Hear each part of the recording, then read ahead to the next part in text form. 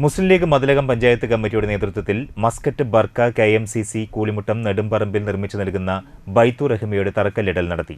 പാണക്കാട് സയ്യിദ് സാദിഖ് അലി ശിഹാബ് തങ്ങൾ തറക്കല്ലിടൽ നിർവഹിച്ചു. ജനങ്ങൾക്കിടയിലുള്ള ഐക്യവും സാഹോദര്യവും സഹവർത്തിത്വവും അതിനെ മാറ്റി നിർത്തി ഒരു രാഷ്ട്ര പുനർനിർമ്മാണം നമുക്ക് സാധ്യമല്ല.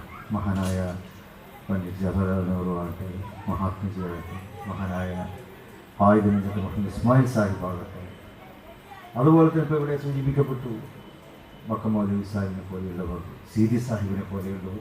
ഈ പശ്ചാത്തലത്തിൽ അവരൊക്കെ ഓർമ്മിക്കപ്പെടുന്ന വ്യക്തിത്വങ്ങളാണല്ലോ. അവരൊക്കെ മുന്നോട്ട് നമുക്ക് കാഴ്ചവെച്ചിട്ടുള്ള രാഷ്ട്രീയം എന്നുള്ളത് സ്നേഹത്തിൻ്റെ രാഷ്ട്രീയമാണ്, സഹവർത്തിത്വത്തിൻ്റെ രാഷ്ട്രീയമാണ്.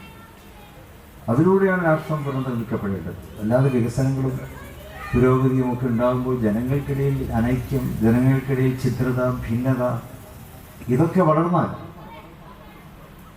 അവിടെ പിന്നെ രാഷ്ട്രത്തിന് വളർച്ചയില്ല എന്നുള്ളതാണ്. ബൈത്തു റഹ്മ നിർമ്മാണ കമ്മിറ്റി ചെയർമാൻ SA സിദ്ദിഖ് അധ്യക്ഷത വഹിച്ചു. MSF സംസ്ഥാന പ്രസിഡന്റ് മുഖ്യപ്രഭാഷണം നടത്തി. MA അഷ്റഫ് ബൈത്തു റഹ്മ നിർമ്മാണത്തിന്റെ ആദ്യ ഗഡു കൈമാറി.